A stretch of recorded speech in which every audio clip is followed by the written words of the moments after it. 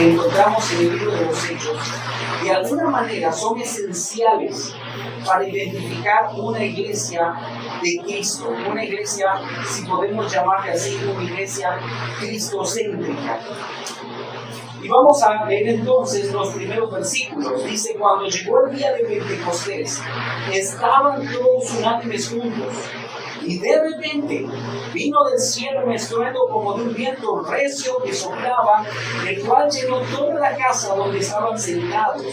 Y se les aparecieron lenguas repartidas como de fuego, asentándose sobre cada uno de ellos. Y fueron todos llenos del Espíritu Santo y comenzaron a hablar en otras lenguas, según el Espíritu les daba que hablasen. Moraban entonces en Jerusalén judíos, varones piadosos, de todas las naciones bajo el cielo. Y hecho este estruendo, se juntó la multitud, y estaban confusos, porque cada uno les oía hablar en su propia lengua, y estaban atónitos y maravillados, diciendo: mirad, ¿no son galileos todos estos que hablan? ¿Cómo pues les oímos nosotros hablar cada uno en nuestra lengua en la que hemos nacido? Partos, medos, elamitas, y los que habitamos en Mesopotamia, en Judea, en Capadocia, en el Ponto y en Asia, en Frigia, Panfilia, en Egipto y en las regiones de África, más allá de Cirene, y romanos aquí residentes, tanto judíos como prosélitos, cretenses y árabes, les oímos hablar en nuestras lenguas las maravillas de Dios, y estaban todos atónitos y perplejos diciéndose unos a otros: ¿qué quiere decir esto? Sabes, los primeros 5 versículos que acabamos de leer nos hablan acerca de la promesa del Espíritu Santo. Vamos a notar esa manifestación y este cumplimiento. Recuerda que en el capítulo 1 del libro de los Hechos se habla en el versículo 5 acerca de esta promesa. Por favor, acompáñenme en el versículo 5.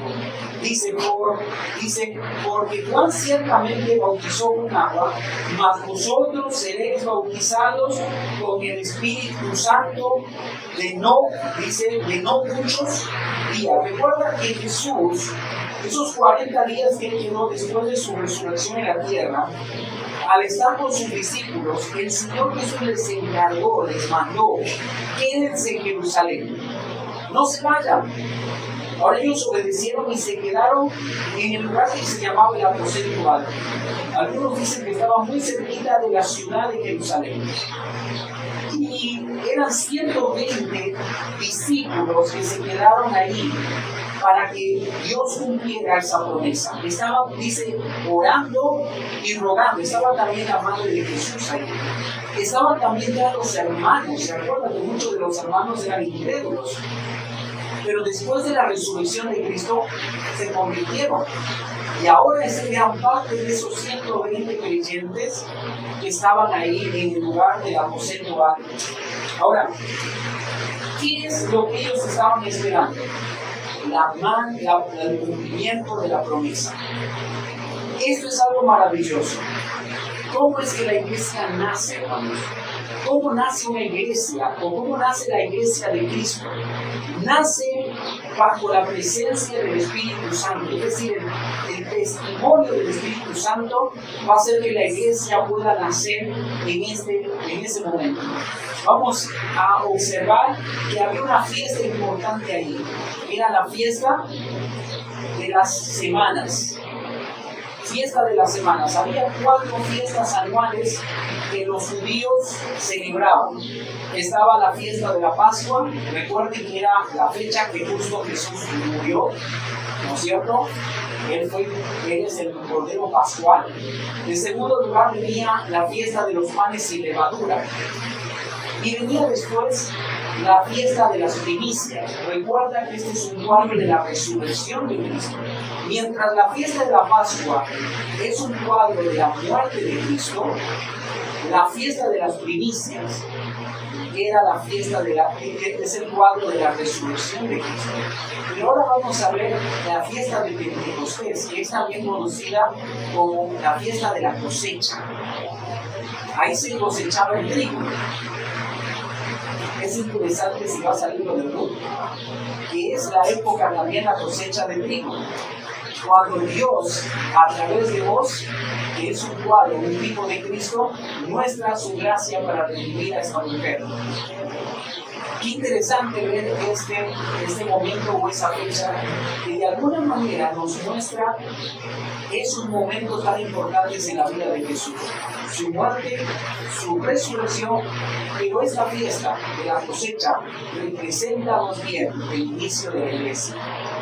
Representa más bien el tiempo en el cual Dios se va a hacer un pueblo nuevo. Qué interesante todo esto es lo que vamos a observar. Los primeros 4 versículos, hermanos, vamos a ver esa manifestación del cumplimiento de la promesa del Espíritu Santo y vamos a ver, de cierta manera, una manifestación personal. Porque dice que estaban todos unánimes juntos. Ya sabemos que estaban orando y esperando la promesa del Espíritu Santo. Pero hay algo que sucede aquí, algo inusual. ¿Qué dice el versículo 2 al final? Ahí dice qué cosa aparece de manera repentina. ¿Okay? Es como que en este momento nosotros estamos aquí atentos, quietos, y de pronto entra el viento por esa puerta y azota las ventanas. Todo esto se levanta, tira aquí lo que estamos teniendo el divisor y luego nos despeina todo, ¿verdad? Y Vito dice: a mí jamás me va a pasar eso. Ok. Pero esto fue algo repentino y algo abrupto. Fue algo que seguramente asustó a muchos. Aquí cuando dice que vino del cielo un estruendo, está hablando de un sonido. Está hablando de un sonido, como cuando llueve y estamos escuchando los truenos. Y hay truenos que realmente te hacen temblar. Entonces tú dices: no, a mí no me da miedo la lluvia, a mí no me da miedo el trueno, pero viene un trueno que te levanta de la silla, ¿verdad? Y dices: ¿y eso qué fue? Bueno, imagínate lo que estaban ellos experimentando de manera personal. Ellos pudieron escuchar y pudieron ver. ¿Qué escucharon? Un estruendo que vino desde el cielo. Dice, ese sonido era como de un viento recio que soplaba, es decir, como cuando hay ¿cómo es ese sonido del viento? ¿Un tornado? ¿Un huracán? Wow, yo no he experimentado nada de eso en mi vida, sé lo que es eso. Pero fue tan fuerte, vamos a ver más adelante, que se escuchó hasta Jerusalén. Es decir, lo que puede estar pasando aquí en el refugio pudo haberse escuchado en el centro de Querétaro. ¿Sí me entiende? Ese fue el sonido. Ellos oyeron un estruendo. Pero no solamente fue un estruendo, dice que también ese estruendo obviamente se apoderó de la casa y ellos estaban sentados, dice la escritura, versículo 3, y dice que ahora se les aparecieron lenguas repartidas como de fuego. Es decir, ahí está hablando de que Dios les da a ellos una capacidad que no la tenían. Ellos no podían hacerlo de manera natural. Esto fue un milagro. Pero para hacerlo visible, lo que hace el Espíritu Santo es, dice, manifestarlo como si fuera una llama de fuego sobre ellos. Si tú puedes ver una llama de fuego sobre mi cabeza, no, ¿verdad? Pero imagínate, Dios tenía una llama de fuego. Pero dice cómo. No era de fuego, no dice que era una llama de fuego, era como. También dice que era como un estruendo de un viento recio, no dice que era un viento recio que entró ahí. Pero estas cosas son cosas que ellos experimentaron de manera personal. Ahora, más adelante en el versículo 4, hay una doble un doble evento, si queremos decirle, aunque esta es una experiencia más que un evento. Versículo 4 dice: fueron todos llenos del Espíritu Santo. Aquí hay dos cosas que está explicando el escritor. Uno es el descenso del Espíritu Santo para morar en cada creyente, en la vida del creyente, tomando el lugar en la vida del creyente. Pero hay otra cosa más que dice. Habla de la plenitud del Espíritu Santo.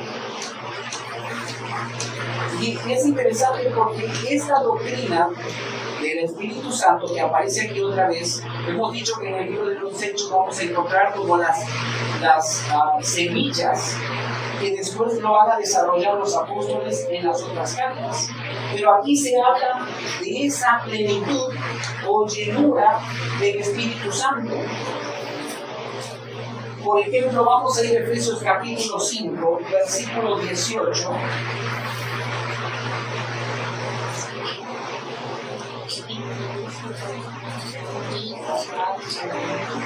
Yo voy a tomar una traducción diferente de la Reina Valera, se llama NTV, Nueva Traducción Viviente, para poder transmitir esto que está diciendo Pablo a la iglesia y que tiene relación con este pasaje que nos menciona la llenura del Espíritu Santo. Dos cosas diferentes a lo que hemos ya llamado el bautizo del Espíritu Santo, que la Biblia explica que todo creyente en el momento de haber creído es bautizado. Esa palabra bautizar habla de ser sumergido o ser vinculado, es decir, ahí en el momento que recibo a Jesús, yo me vinculo con Cristo, me hago uno con Cristo, ahora soy hijo de Dios. Pero aquí cuando está hablando de la llenura del Espíritu Santo, está hablando del control que el Espíritu Santo llega a tener en nuestra vida cuando nosotros estamos dispuestos a hacer la voluntad de Dios.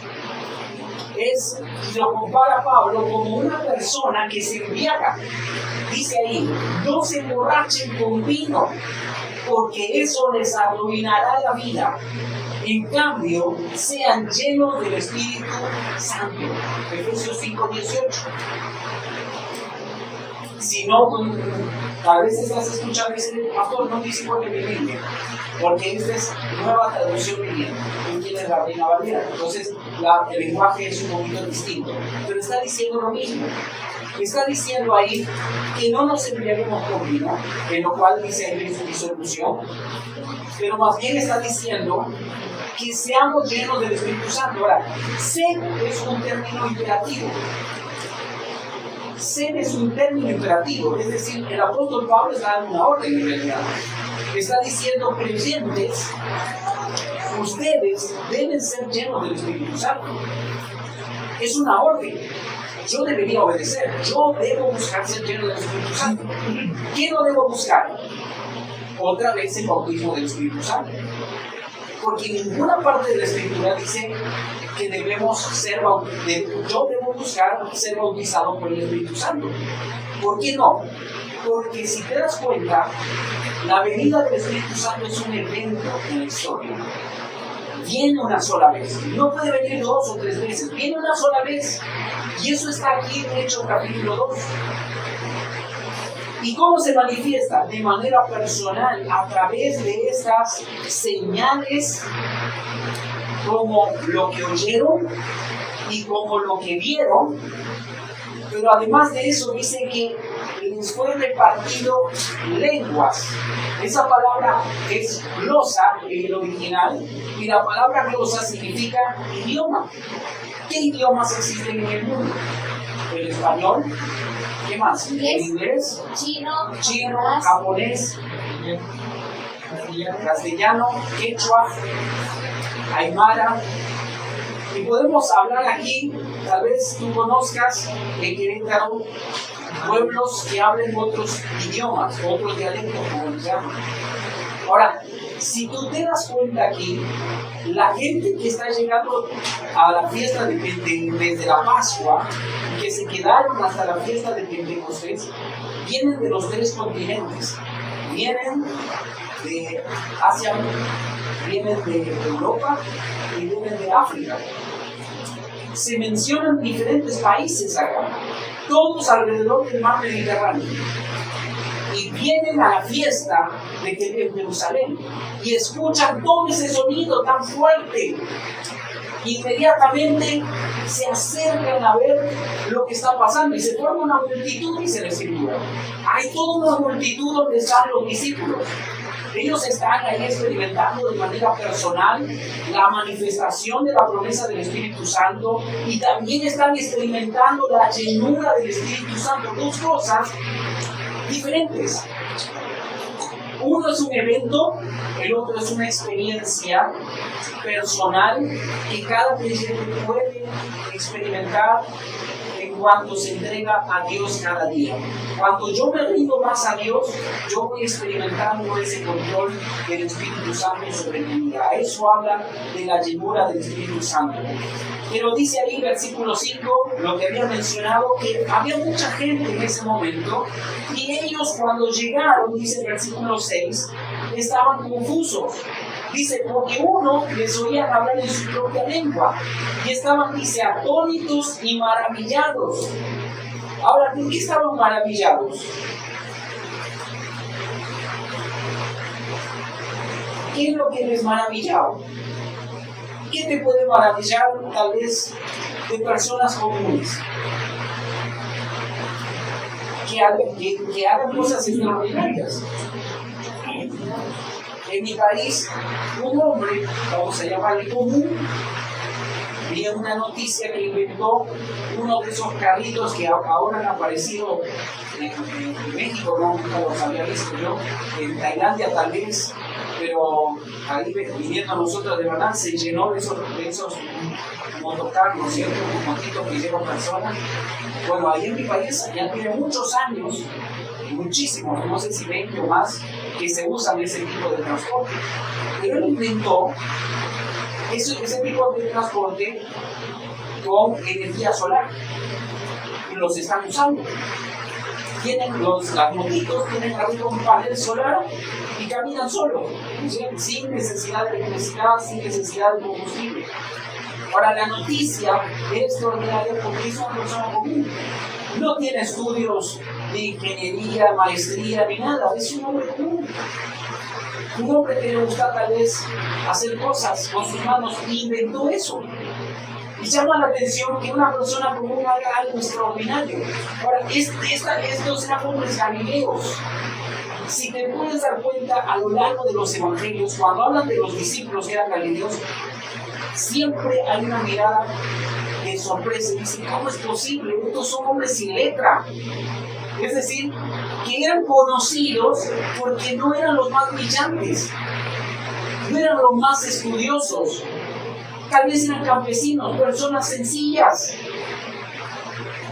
pescadores. Ahora, lo que llama la atención es que hablan muy bien el idioma de esos extranjeros. Ellos están escuchando, dice, las maravillas de Dios.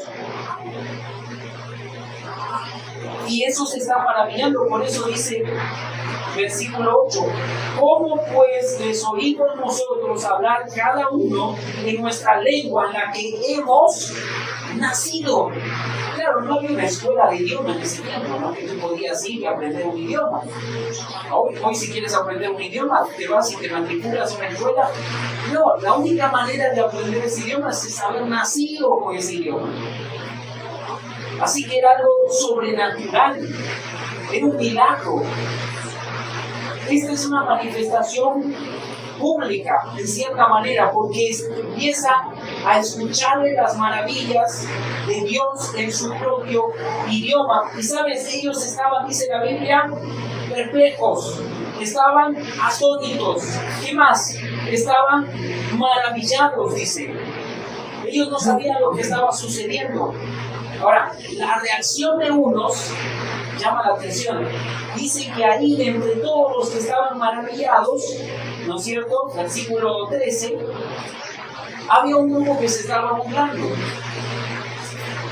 Siempre va a haber alguien que se burla. Siempre va a haber gente que en vez de reconocer, ¿no es cierto?, el milagro, ¿no?, lo que va a hacer es burlarse. Y este grupo de personas decían, están borrachos.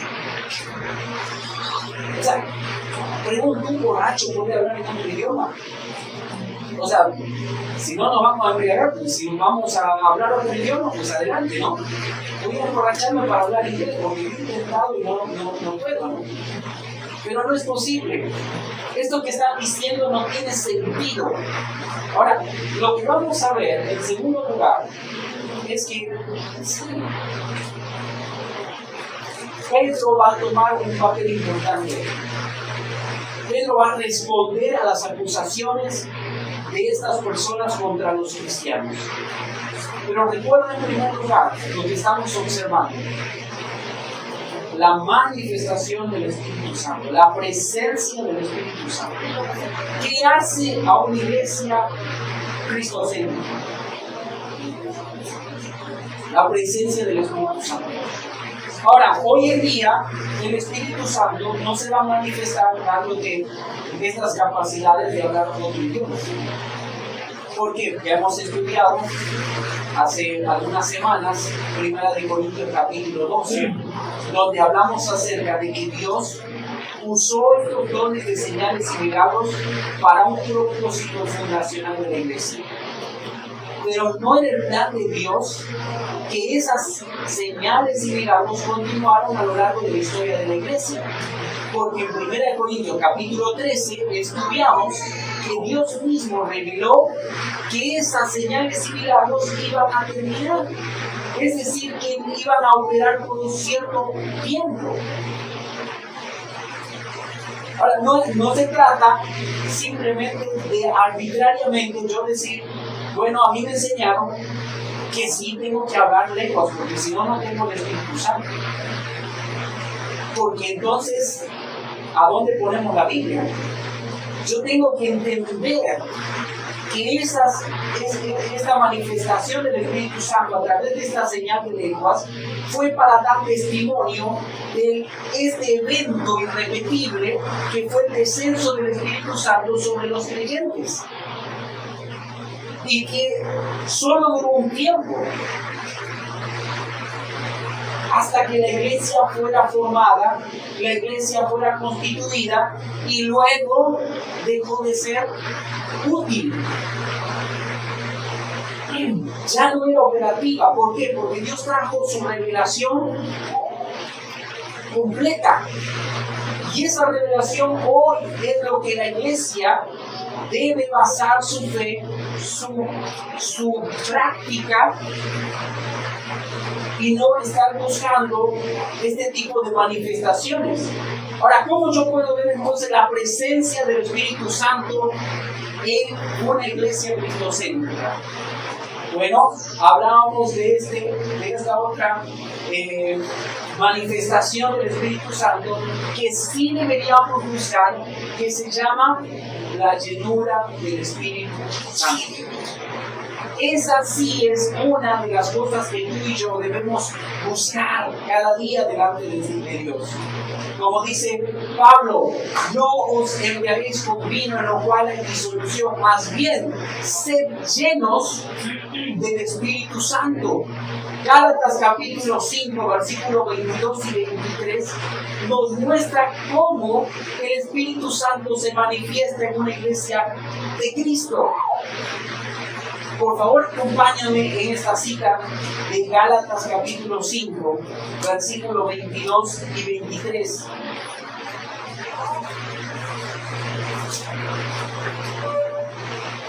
Dice la Escritura, mas el fruto del Espíritu es amor, gozo, paz, paciencia, benignidad, bondad, fe, mansedumbre, templanza.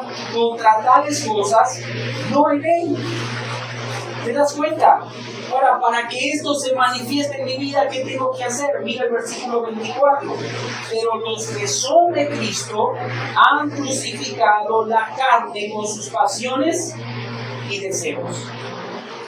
¿Te das cuenta? Es lo que decía el Señor Jesús. Si tú no eres a ti mismo, si no cargas tu cruz, no puedes seguirme. Para poder ver la manifestación del Espíritu Santo, hermano, en tu vida, ¿qué debes hacer? ¿Qué debemos hacer tú y yo? Debemos crucificar nuestra carne. Debemos dejar de vivir para nosotros, debemos vivir para Dios. Significa que muchas veces, hermanos, vamos a decir no al mundo. Hay muchas prácticas pecaminosas en las cuales somos tentados. Y tú y yo debemos decir no al pecado. Debemos buscar honrar a Dios. Y cuando yo honro a Dios, entonces el Espíritu Santo toma control de mi vida. Ya no estoy buscando vivir para mí. Estoy buscando vivir para quién. Para Dios. Un esposo que vive para Dios, dime si no es así, amará a su esposa de una manera que no hay comparación.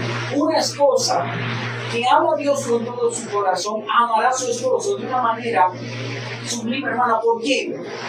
Porque cuando amamos a Dios, entonces el Espíritu Santo toma control de nuestra vida, de tal manera que nosotros podemos amar a nuestros hijos, a nuestra esposa, aun cuando ellos tengan o ellas tengan un carácter difícil, aun cuando nuestros hijos no estén comportándose como deben hacerlo. Es decir, Dios va a tomar un control de nuestra vida, y eso es lo que tú y yo debemos buscar, la llenura del Espíritu Santo. Una iglesia cristocéntrica tiene entonces la presencia del Espíritu Santo. Pero en segundo lugar, vamos a ver desde el versículo 14 al 36. Vamos a encontrar aquí algo muy importante, hermanos. Lo que debe haber en una iglesia cristocéntrica, además de la presencia del Espíritu Santo, es la predicación de Cristo. ¿Qué es lo que debe predicar la iglesia? A Cristo. Debe predicar a Cristo. Mira el versículo 14 en adelante. Vamos a ver aquí varios aspectos importantes en cuanto a la predicación del apóstol Pedro. En primer lugar, este es su primer sermón. Este es el primer sermón del apóstol Pedro. Y vamos a ver ahí en el versículo 14, entonces Pedro, poniéndose en pie con los 11, alzó la voz y les habló diciendo: varones judíos y todos los que habitáis en Jerusalén, esto os sea notorio, y oíd mis palabras. Claro, el apóstol Pedro, recuerda, se levanta a razón de que hay un grupo de esa multitud que está acusando a los cristianos de estar borrachos. Están borrachos. No están reconociendo que es la manifestación del Espíritu Santo. Entonces, el apóstol Pedro se levanta para responder a esa pregunta. Mira el versículo 15, dice: porque estos no están ebrios como vosotros suponéis, puesto que es la hora tercera del día.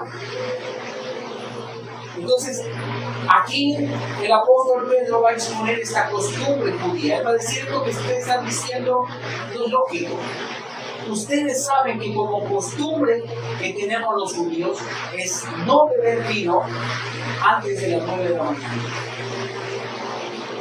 ¿Cómo bebían ellos vino? Cuando comían. Él dice: es la tercera hora de la mañana, 9 de la mañana.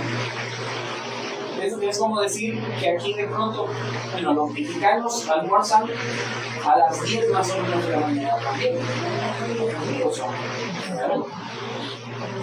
Y aquí también hay que acompañar con su vino también, ¿no?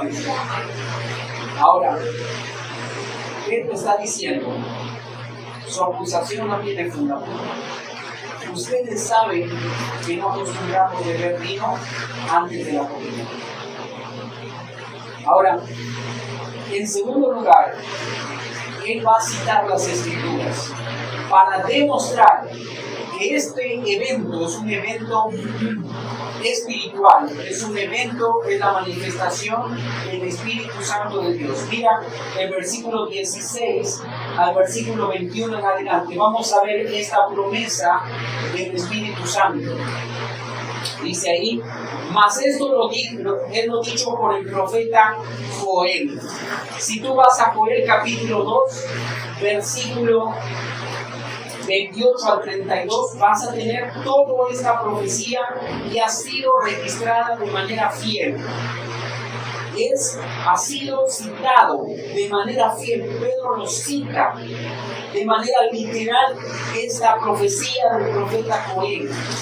Es decir, Pedro va a demostrar la promesa del Espíritu Santo a través de esta profecía. Ahora, ¿de qué trata esta profecía? Dice, en los postreros días, versículo 17, dice Dios, derramaré de mi espíritu sobre toda carne, y vuestros hijos y vuestras hijas profetizarán, vuestros jóvenes verán visiones, y vuestros ancianos soñarán sueños. Y de cierto sobre mis siervos y sobre mis siervas en aquellos días derramaré de mi espíritu y profetizará. Ahora, esta profecía tiene un cumplimiento futuro. Sin embargo, Pedro lo cita. Esta profecía no se ha cumplido al 100%. ¿Por qué no se ha cumplido al 100%? Mira el versículo 19. Y daré prodigios arriba en el cielo, y señales abajo en la tierra, sangre y fuego y vapor de humo, el sol se convertirá en tinieblas, y la luna, está hablando que el sol se va a apagar.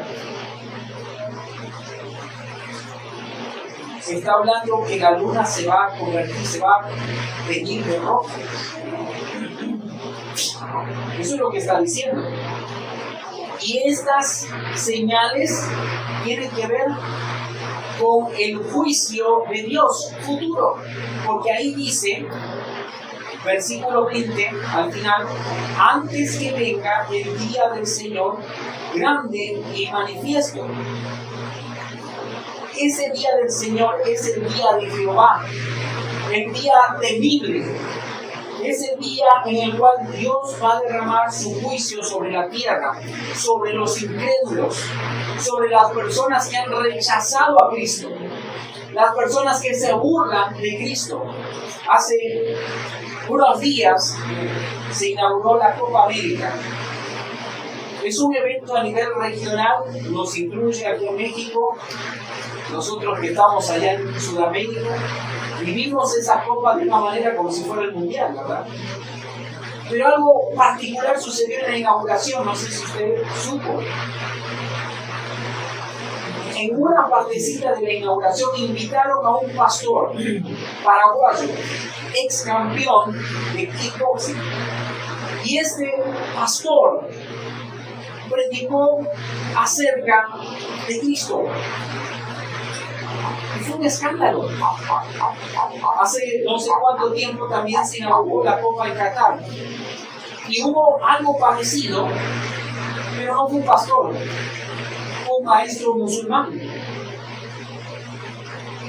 Y usted sabe que en la Eurocopa se obliga a todos los capitanes de cada equipo a portar la banda que los identifica con la bandera de LGTB. Hubieron algunos capitanes que rehusaron ponerse esa banda. Pero fíjate cómo vivimos en un mundo caído, en el cual hoy es un escándalo que un pastor hable acerca de Dios y de las promesas de Dios, y que pueda bendecir a los países que estaban representados ahí. Pero no fue un escándalo lo que pasó en Qatar, y no fue un escándalo que en la Eurocopa obligan a los capitanes a portar una bandera que representa una ideología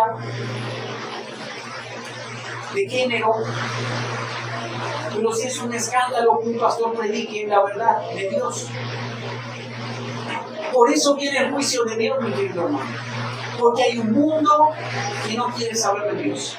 Hay personas que no quieren escuchar de Jesús. Por lo tanto, viene un juicio justo de parte de Dios.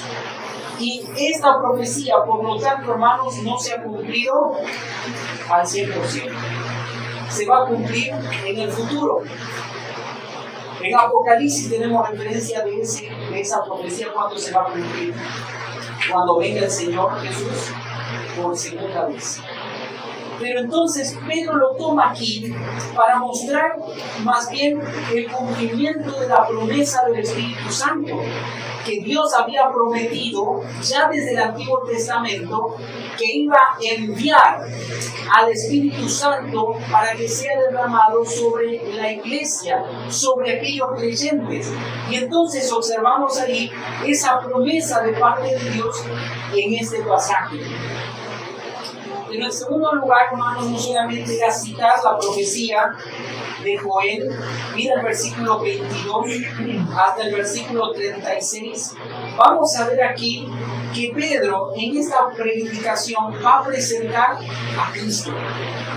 Va a presentar, no solamente usa las escrituras, sino también presenta la persona de Cristo. Y lo presenta en los diferentes aspectos de quién es Jesús. Mira el versículo 22. Varones israelitas, oíd estas palabras: Jesús Nazareno, varón aprobado por Dios entre vosotros con las maravillas, prodigios y señales que Dios hizo entre vosotros por medio de él, como vosotros mismos sabéis. ¿De quién está hablando? De Jesús. ¿Y cómo le llaman? Jesús Nazareno. ¿Por qué le llama así? Porque Pedro utiliza el nombre terrenal de Jesús. Él quiere que entiendan sus oyentes, todas las personas ahí, que esa persona que fue crucificada era hombre. Si bien es cierto, es el Hijo de Dios, era ese Jesús que ellos llamaban el Nazareno. Ahora,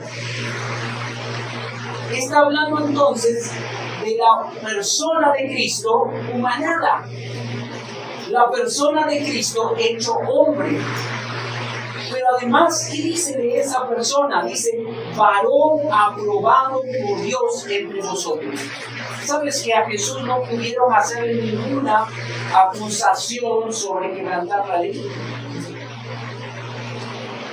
Tuvieron que buscar falsos testimonios y falsos testigos para decir que él había blasfemado y condenarlo a muerte. Pero por ningún lado encontraron que Jesús quebrantó en ningún lado la ley. Por eso dice, varón aprobado entre vosotros. No solamente vieron que su nacimiento fue un nacimiento que manifestaba su humanidad, no solamente vieron que él había cumplido la ley, pero también dice con las maravillas, prodigios y señales que Dios hizo entre vosotros por medio de él, como vosotros mismos sabéis. Es decir, no les está diciendo algo nuevo. Ellos sabían, porque ellos vieron los milagros y señales y prodigios que el Señor hizo. Ellos vieron cuando Él convirtió el agua en vino. Ellos vieron cuando caminó sobre el mar. Ellos vieron y fueron testigos cuando vieron convertir los panes y los peces para alimentar a más de 5,000 personas. Ellos fueron testigos cuando Él resucitó a Lázaro y cuando Él mismo resucitó de la cruz, del sepulcro. Cuando Él se levantó de la tumba, ellos fueron testigos de eso. Así que esto que está presentando Pedro es la persona de Cristo. ¿Cómo es una iglesia cristocéntrica?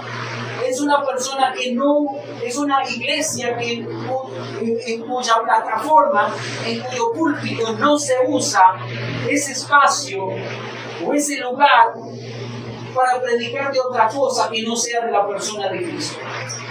Si usted tiene una iglesia donde se predica sí del amor y del amor y del amor, pero no se habla de la persona de Cristo, perdónenme, aquí hay un problema en esa iglesia. Porque si no vamos a presentar a Cristo, entonces no estamos obedeciendo a Dios. ¿Sabes? No solamente encontramos ahí que Pedro hace una presentación de la persona de Cristo, sino en el versículo 23, él va a exponer sobre la muerte de Cristo, no solamente la persona de Cristo, sino sobre la muerte y la pasión de Cristo. Mira el versículo 23, dice: a este, entregado por el determinado consejo y anticipado conocimiento de Dios, prendisteis y matasteis por medio de manos de inicuos, crucificándole. Fíjate, aquí hay algo interesante. Pedro habla acerca del plan de Dios. Él dice: ustedes saben que Jesús murió, ¿verdad? Ustedes lo mataron. Pero tienen que saber algo. No sucedió de manera casual. Esto no fue porque ustedes decidieron matar a Jesús. Él está hablando acerca del plan de Dios. Dice ahí que Dios lo había permitido, ¿no? Dice que Él mismo dice: entregado, dice. Por eso el Señor Jesús, cuando Él les habla a sus discípulos, le dice: nadie toma mi vida, yo la pongo por mí mismo. Él entrega su vida. El Padre había determinado este plan para salvar a la humanidad, que el Hijo muriera en una cruz. Pero no quita la responsabilidad de los oyentes, porque el mismo Pedro no tiene temor de decirle: ustedes lo prendieron, lo mataron, lo crucificaron. O sea, Pedro es muy directo. Yo me imagino en ese momento el valor que tiene Pedro para decir, para hacer estas afirmaciones. Qué tremendo poder decir: ustedes hicieron esto. Porque ellos podían llevar, era una multitud, ¿verdad? Ten cuidado cuando hay una multitud, ¿verdad? Pero el Señor estaba con Pedro, por eso Él habla de estas cosas. Ahora, mira el versículo 24. Al versículo 36.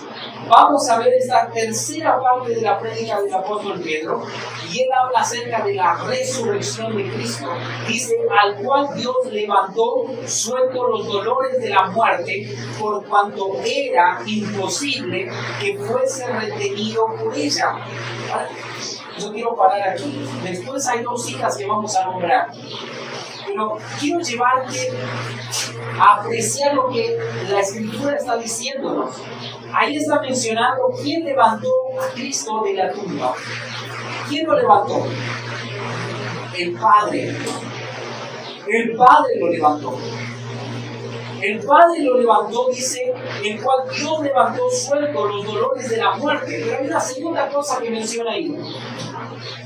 Dice: por cuanto era, que dice, imposible que fuese retenido por ella. Era imposible. ¿Por qué era imposible?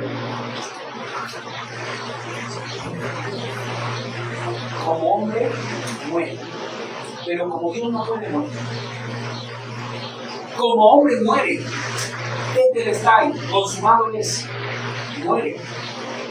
Pero como Dios no puede morir, la muerte no lo puede retener.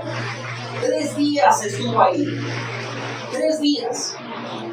Y la Biblia dice que descendió hasta lo profundo para declarar su victoria. Sin embargo, la muerte no lo pudo vencer.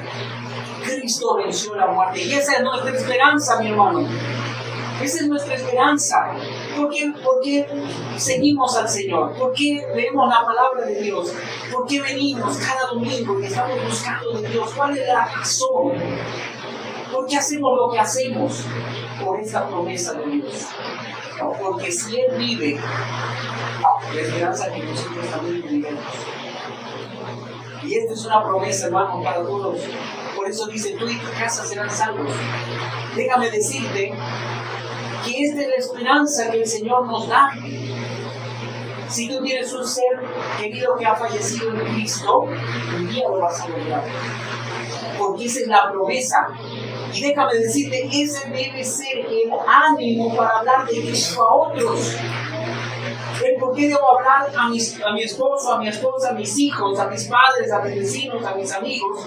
Porque anhelo que ellos también un día puedan ser levantados como Cristo fue levantado de la tumba, y un día podamos vernos otra vez. Esa es la esperanza. Esa es la predicación del apóstol Pedro, hermanos. presenta a Cristo su persona, presenta a Cristo su muerte, presenta su sacrificio y presenta su resurrección. Dice, la muerte no pudo detenerlo. Mira el versículo 25 en adelante. Pedro ahora va a tomar un Salmos para hablar acerca de esto. En Salmos 16, versículo 8 al 11, dice, porque David dice de él, veía al Señor siempre delante de mí, porque está a mi diestra, no seré conmovido. Versículo 26, por lo cual mi corazón se alegró y se gozó mi lengua, y aún mi carne descansará como en esperanza, porque no dejarás mi alma en el Hades, ni permitirás que tu santo vea corrupción. ¿David escribió esto de sí? No. ¿De quién escribió esto? De Jesús. Él está diciendo, no dejarás mi alma en el Hades, ni permitirás que tu santo vea corrupción. El Señor Jesús no vio corrupción. Él resucitó, venció la muerte. Y el testimonio del Antiguo Testamento en esta profecía Pedro lo demuestra, lo expone para que los judíos que están oyendo en ese momento entiendan el Evangelio, entiendan el mensaje de Cristo. Cristo resucitó y esa es la centralidad del Evangelio. Cristo vive, Cristo un día va a volver por nosotros. Esa es la centralidad del Evangelio. Eso es lo que debemos abrazar y creer. Cuando, hermanos, estamos pasando por pruebas, cuando el enemigo nos tienta y nos dice, oye, ¿para qué vas a la iglesia? ¿Para qué vas a leer tu Biblia? ¿Para qué vas a buscar a Dios? Mira todas las cosas que no te salen mal, estás en problemas, la gente tiene problemas contigo, y tal vez te sientes abrumado por todas esas cosas. Recuerda la centralidad del Evangelio. Cristo resucitó y un día nosotros también vamos a resucitar con Él. Mira, el versículo 29 explica a Pedro acerca de esto que estoy mencionando, pero vamos a ir al versículo 31.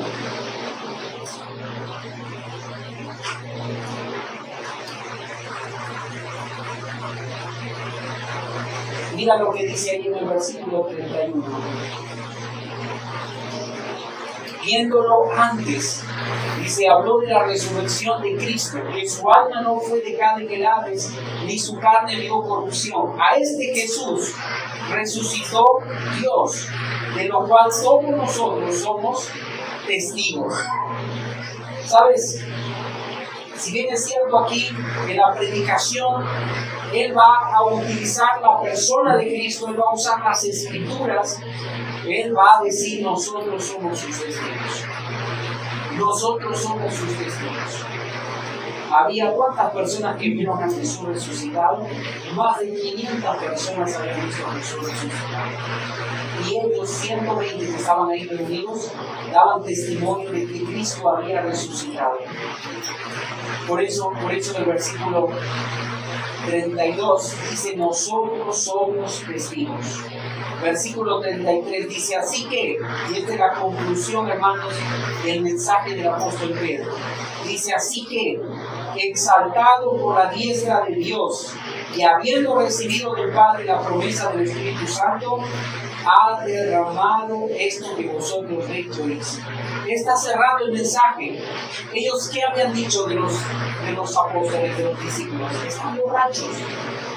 Y Pedro se levanta y expone a través de la palabra de Dios la centralidad del Evangelio, a través de la persona de Cristo, a través de las Escrituras, y les dice, esto que ustedes están viendo, oyendo, es el testimonio de que Dios ha derramado su Espíritu Santo sobre los creyentes, ¿no? El versículo 34 es la segunda cita que el apóstol Pedro va a utilizar para hablar justamente acerca de este suceso de la resurrección. Dice, porque David no subió a los cielos, pero él mismo dice, dijo el Señor a mi Señor, siéntate a mi diestra hasta que ponga a tus enemigos por estrado de tus pies. Versículo 36. Sepa pues ciertísimamente toda la casa de Israel, que a este Jesús, a quien nosotros crucificamos, crucificasteis, Dios le ha hecho Señor y Cristo. Hay algo importante en esta declaración. El versículo 36 es una declaración teológica. El versículo 36, hermano, está diciendo que Jesús de Nazaret, ¿te acuerdas cómo lo presentó? El Jesús de Nazaret. Ahora dice, Él es, ¿quién es? Señor y Cristo. Esa es su conclusión de su mensaje. Él está diciendo, Él es Señor y Cristo. ¿Qué relevancia tiene para nosotros esta declaración? ¿Qué relevancia puede tener para nosotros saber que Jesús Nazareno es el Señor? ¿Sabes que esta palabra en el original es Kyrios? Y Kyrios tiene dos significados. Uno es Señor como supremo de todo, pero el otro significado es deidad. ¿Por qué lo habían crucificado a Jesús? ¿Por qué delito? Porque Él, siendo hombre, se hace Dios. Ese fue el pecado de blasfemia que lo acusaron los sacerdotes, los sumos sacerdotes, las autoridades religiosas de Israel. Y fíjate que Pedro está hablando a los judíos y les está diciendo, ustedes crucificaron, pero ya no crucificaron, ojo, al principio que les dijo a Jesús de Nazaret, pero ahora viene más fuerte la acusación. Porque crucificaron a quién? Al Hijo de Dios, al Mesías. ¿Qué estaban esperando ellos? El Mesías. Pero ahora lo crucificaron. ¡Qué tremendo! Hermanos, una iglesia cristocéntrica siempre va a tener la presencia del Espíritu Santo. Una iglesia cristocéntrica siempre va a tener una predicación de la persona de Cristo. Pero en tercer lugar, una iglesia cristocéntrica que va a tener personas salvadas por la gracia de Cristo. Personas salvadas por la gracia de Cristo. Y mira el versículo 37. ¿Qué sucedió después de esa prédica del apóstol Pedro? ¿Cómo reaccionó la gente? Mira el versículo 37. Viste como la serie, ¿no? Si te quedas aquí no ves el final. Mira el versículo 37. Dice, al oír esto, se compungieron de corazón y dijeron a Pedro y a los otros apóstoles, varones hermanos, ¿qué haremos? Pedro les dijo, arrepentíos y bautícese cada uno de vosotros en el nombre de Jesucristo para el perdón de los pecados y recibiréis el don del Espíritu Santo, porque para vosotros es la promesa y para vuestros hijos y para todos los que están lejos, para cuantos el Señor nuestro Dios llamare. Qué tremendo mensaje del apóstol Pedro, hermano. Pero la reacción que tiene esta gente, estas personas que escucharon acerca del Evangelio, reaccionaron de una manera positiva. Dice el versículo 37 que se compungieron de corazón. Eso es la obra del Espíritu Santo. Compungir, se entristecieron. Ellos empezaron a decir, no es posible. ¿Cómo es que matamos al Mesías? ¿Cómo es que rechazamos al Hijo de Dios? Había dolor en su corazón. Estaban entristecidos. Cuando una persona viene a Cristo, hermano, tiene que pasar por esto. Nadie que viene a Cristo viene si no se sabe pecado. Usted no puede decir, yo creí en Cristo, pero yo no creo que sea pecador. Yo no soy una persona buena, no le hago daño mal a nadie. Perdóname, pero yo no creo que tú hayas venido a Cristo si primero no te sabes pecado. Estas personas entendieron su condición de pecador, por eso dice que se confundieron y le dijeron a Pedro, ¿qué haremos? ¿Qué haremos? Y Pedro les contesta, arrepentíos. La palabra arrepentimiento va más allá de lo que estás sintiendo. Puede ser que estas personas estaban llorando, estaban tristes, estaban lamentándose por lo que habían hecho, pero tenía que haber un cambio de mente. Tenía que haber un cambio aquí. Por eso cuando predicamos la palabra de Dios, dice la Biblia que la fe viene por el oír y el oír por la palabra de Dios. No hay salvación si no hay predicación del Evangelio. Usted puede ir a un concierto y sentir que está la presencia de Dios y decir a partir de ahí que es un cristiano. Pero si no hay predicación del Evangelio, usted no es un creyente. La predicación del Evangelio trae la fe al corazón de la persona que está perdida y puedo entender mi condición delante de Dios, que soy un pecador, que he vivido lejos de Dios, como dice ahí la Escritura, que he vivido dándole la espalda a Dios. Y entonces ahora entiendo mi condición, que estoy perdido, que si hoy muero, me voy al infierno. Y entonces cuando eso Dios trae al corazón, hay salvación. Sin eso no hay salvación, hermanos. Ahora, esa oferta de salvación, hermanos, es para todos los hombres. Dice ahí, versículo 39, porque para vosotros es la promesa y para vuestros hijos y para todos los que están lejos, para cuando el Señor Dios llamare. Ahora, menciona ahí bautizarse. Algunos dirán, pastor, entonces, si no me he bautizado no soy salvo, porque ahí dice arrepentíos y bautícese. Hay un solo requisito, hermano, para la salvación, y es la fe. Efesios capítulo 2, versículo 8 y 9, ¿me puedes acompañar, por favor? Y vamos a dar lectura a este pasaje, Efesios capítulo 2, versículo 8 y 9.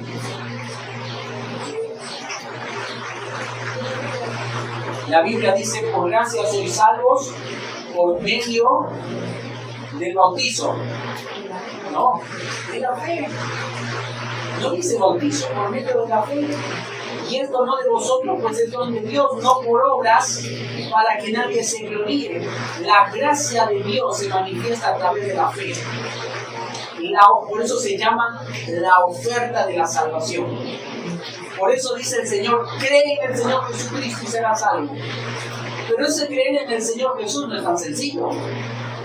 Porque hay mucha gente que dice, yo creo en Dios, entonces soy salvo.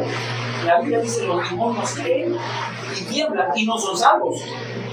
El creer está diciendo, creer que lo que Dios dice en su palabra es verdad. Y la Biblia dice que por cuanto todos pecaron están separados de la gloria de Dios. Mi condición antes de ser salvo es de ser perdido, es estar perdido. Y si yo no creo en eso, no soy salvo. Pero también creer lo que hizo Cristo en la cruz, lo que Pedro predicó, aquel Hijo de Dios que vino a este mundo a tomar forma humana, que no hizo pecado, que cumplió toda la ley, pero a pesar de eso fue crucificado como parte del plan de Dios para salvarme. Y entonces, Él que fue crucificado y que fue sepultado, al tercer día Él resucitó, venció la muerte. Y entonces, si yo creo en ese mensaje, soy salvo. Pero entonces, ¿por qué el apóstol Pedro menciona aquí el bautizo? Porque es el evento inmediato después de la salvación. Hermano, algo muy importante es que vamos a ver aquí el resultado.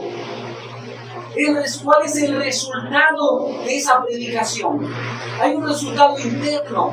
Personas están siendo convencidas de su condición delante de Dios. Personas están pidiendo a creer en Cristo Jesús, porque más adelante Él menciona, y dice, versículo 41, dice, así que los que recibieron su palabra, y la palabra recibir habla de aceptar.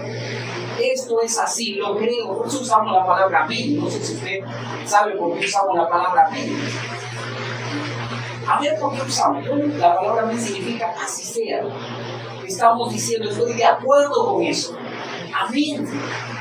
Y sabes, hay un resultado. Cuando una iglesia es una iglesia que predica a Cristo, siempre va a haber resultado. Personas van a venir a los pies de Cristo, personas van a conocer de Cristo. Pero ojo, también tiene que haber un resultado externo. El resultado interno es esa salvación que nos transforma, nos hace hijos de Dios, nos reconcilia con el Padre, nos perdona, pero hay una manifestación también externa. ¿Cuál es? Bueno, es el bautizo. El bautizo es una evidencia de mi salvación. ¿Por qué me debo bautizar? Porque es la manifestación de mi salvación. Es el resultado de haber creído. Yo no puedo decir, yo no necesito. No, el Señor mandó, dice, bautizándonos en el nombre del Padre, del Hijo y del Espíritu Santo. Hermano, ¿por qué te tienes que bautizar? Porque es el resultado de tu salvación. Es lo que le estás diciendo a los demás. Es el testimonio público de haber sido salvo. Y si no lo has hecho hasta ahora, hermano, estás callando de tu salvación. No estás dando testimonio de haber sido salvo. Esa es una evidencia de tu salvación, una evidencia pública de ser salvo. Por eso debo buscar ser bautizado. ¿Qué debe pedir? Pastor, bautice. No espere que la iglesia programe un bautizo, porque capaz vamos a hacer uno al año. Usted puede pedir, pastor, bautice. Ahora que estamos en esta privada, hicimos una reunión ahora al finalizar la escuela. Gracias a Dios pudimos tener ahí un hermoso tiempo, después les voy a compartir, pero justo había 2 albercas. Así que hermanos, no hay excusa. Ahí los vamos a invitar y los vamos a saludir. ¿Okay? Antes que venga el frío, aprovechen. Ahorita que está el calor, aprovechen, porque ya cuando viene el frío, bueno, no va a terminar con un resfriado. Pero fíjate, en segundo lugar, no solamente el bautizo. Mira el versículo 41. Al finalizar, dice, y se añadieron aquel día como 3,000 personas. Esa palabra añadir, hermanos, si bien es cierto, no aparece en la Biblia de manera explícita la doctrina de la membresía de la iglesia.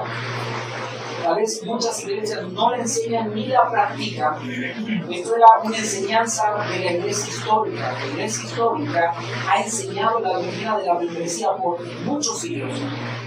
Pero en esta época, donde lamentablemente la iglesia está pasando por una etapa donde nos estamos siendo influenciados por el consumismo, buscamos ser consumistas y las iglesias se convierten como centros comerciales, centros de consumo religioso, donde gente viene a consumir y tal vez no le gustó lo que se compartió el domingo, entonces busca otra iglesia, busca otro centro de consumo religioso donde pueda sentirse más satisfecho, y así vamos cambiando de iglesia y nunca estamos siendo comprometidos con esta iglesia. Pero aquí de manera clara, en cierta manera, hay una enseñanza en cuanto a la membresía. Eso es otra manifestación que menciona aquí. Mira, dice, se añadieron. ¿A dónde se añadieron? Aquí fueron parte de la iglesia de Jerusalén. La iglesia local de Jerusalén se añadieron. Eran 120. Y un día para otro se convirtieron en una mega iglesia, más de 3,000 personas. Después van a venir un montón de problemas por esa cantidad de gente que se añadió a la iglesia, y lo vamos a ver en los capítulos posteriores. Pero vamos a ver cómo es la membresía de la iglesia. Mira el versículo 42. Y dice, y perseveraban en la doctrina de los apóstoles. Una membresía de la iglesia, en razón de que cada creyente se comprometa con Dios, en primer lugar, a guardar la doctrina. Porque si no, vamos a creer cualquier cosa. Y de repente vamos a estar de acuerdo con muchas cosas, pero no vamos a guardar de manera fiel o estudiar de manera profunda la doctrina de los apóstoles. Recuerda que en el primer siglo no tenían libros escritos. ¿Cómo se transmitía la doctrina de los apóstoles? Se transmitía de manera oral. Por eso era tan importante la presencia de los apóstoles. Recuerda que cuando muere el último de los apóstoles, que es Juan, Alguno dirá, bueno, ya ahí, ¿qué hacemos? Juan muere y luego está su discípulo de Juan. ¿Quién era el discípulo de Juan? A ver si alguno sabe. No, el último de los discípulos era Juan, de los padres de la iglesia. Dale, para su casa. Cuéntenos. No, ya verá. Qué tremendo, hermano, pensar que la doctrina fue transmitida oralmente, pero para el año 90, aproximadamente en actualmente el apóstol Pablo, ya había escritos. Recuerda que el primer escrito de los evangelios es Marcos. Y ahí ya se saben terminado de escribir los evangelios. Estábamos hablando que el apóstol Pablo ya había escrito sus cartas. Para el año que menciona aquí, ya teníamos en circulación todas las cartas del apóstol Pablo y del apóstol Pedro circulando. Pero cuando se escribe Hechos capítulo 2, no había nada de eso. Era todo transmitido oralmente. Pero hermano, hoy tenemos, gracias a Dios, la palabra escrita. No necesitamos decir, bueno, después de Juan está Policarpo, después de Policarpo hay otro y otro y otro. Decir que no se venga a morir porque se pierde la doctrina, ¿no? Sino que ahora tenemos todos los escritos aquí. Y donde yo tengo que corroborar que lo que me están enseñando realmente está conforme a las escrituras. Pero también no solamente guardaban la doctrina, eso habla de la membresía, pero también la comunión unos con otros en el partimiento del pan y las oraciones. ¿De qué está hablando eso? Del partimiento del pan y las oraciones. La Santa Cena. Es decir, ¿cómo yo puedo celebrar la Santa Cena si yo soy un creyente gitano que voy de iglesia en iglesia o no me congrego y pasa meses y meses sin congregarme? ¿Por qué no va a poder celebrar la Santa Cena? Por eso es importante la membresía, porque me permite cumplir con estas cosas, me permite manifestar esas evidencias de mi salvación, el bautizarme, el poder ser parte del cuerpo local, el poder estudiar la palabra de Dios de manera sistemática y guardar la sana doctrina, el hecho también de poder celebrar la Santa Cena, la comunión de los santos, ¿no es cierto? Pero mira más adelante, en el versículo 43, que ya estamos terminando, dice: y sobrevino temor a toda persona, y muchas maravillas y señales eran hechas por los apóstoles. Y dice: todos los que habían creído estaban juntos y tenían en común todas las cosas. ¿De qué está hablando? Una vida comunitaria. Lo compartimos hace 2 domingos y hablamos que uno de los elementos esenciales de la iglesia es una iglesia comunitaria. No es un show, no es un centro de consumo religioso, es una comunidad donde yo me hago responsable del que está a mi lado. El unos a otros fue el énfasis del mensaje de Cristo. Anímense unos a otros, exhórtense unos a otros. Es la vida comunitaria. Y esto es una evidencia de mi salvación. Yo quiero vivir en una comunidad.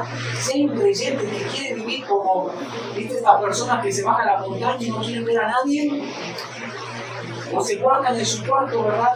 Y se aíslan de todo. No, nosotros somos una comunidad de fe. Debemos desear vivir y convivir con nuestros hermanos juntos.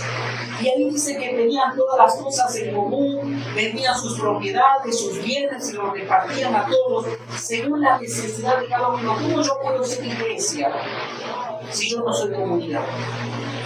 ¿Y cómo está mi hermano? ¿Comió esta semana? ¿Tuvo trabajo? ¿Estuvo enfermo? ¿Se le murió alguien de la familia? ¿Le pasó alguna situación? ¿Cómo yo puedo saber si no soy comunidad? Hermano, usted tiene que llamar a sus hermanos por teléfono. Usted tiene que mensajear: hermano, ¿cómo estás? ¿Cómo te ha ido en la semana? ¿No te he visto la semana pasada? ¿Te pasó algo? Eso tiene que ser una relación entre nosotros. Eso debe ser es parte de la membresía. ¿Qué más? Versículo 46. Y perseverando unánimes cada día. ¿Dónde? En el templo. Usted no tiene que venir cada día. Cada domingo nos reunimos, pero ellos dicen cada día en el templo y partiendo el pan en las casas. ¿Por qué nosotros hacemos reuniones en casas? Porque la iglesia lo hacía, porque es la manera donde podemos ser más cercanos, es la manera donde podemos servir a los demás. El hecho de poder reunirnos en casa y que se comían juntos. ¿Cómo comían juntos? Con chismes, con pleitos. ¿Cómo? Con sencillez y alegría del corazón. Hermanos, no miras una iglesia así. No miras una iglesia así. Que te amen, que sea la gente sincera, que la gente no te está mirando cómo irse vestido, o qué coche trajiste, o que de pronto empiece a hablar mal de ti. Eso es horrible. Eso era la iglesia de Corinto. Dios quiere que seamos una iglesia como la iglesia de Jerusalén comenzó así, siendo unida. Versículo 47. Alabando a Dios y teniendo favor con todo el pueblo, y el Señor añadía cada día a la iglesia los que habían de ser salvos. ¿Sabes? Anhelo eso para esta iglesia. No sabemos cuánto tiempo nosotros vamos a estar con ustedes.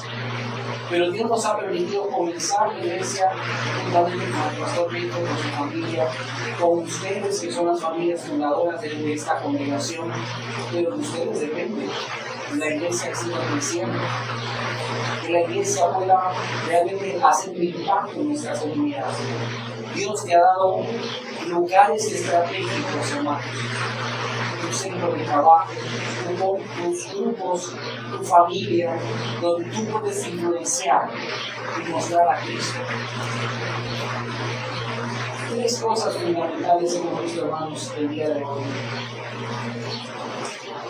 Y es un desafío para nosotros, hermanos, como iglesia, de poder realmente cumplir con estas tres cosas que hablan en el capítulo 2 del libro de los Hechos. En primer lugar, realmente de poder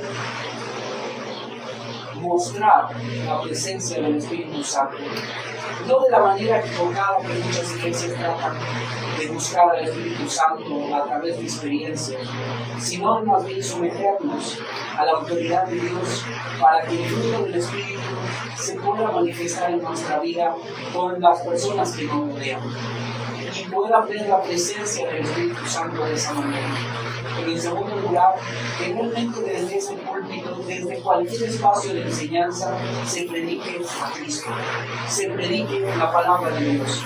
Pero en tercer lugar, que nosotros podamos ver una membresía de creyentes salvados por la gracia de Cristo, una membresía de personas que están no solamente experimentando el resultado interno de la salvación, sino manifestando ese resultado de manera externa, a través de estar juntos, unidos, comprometidos con la iglesia del Señor. Ese es el deseo que Dios nos da a través de su palabra.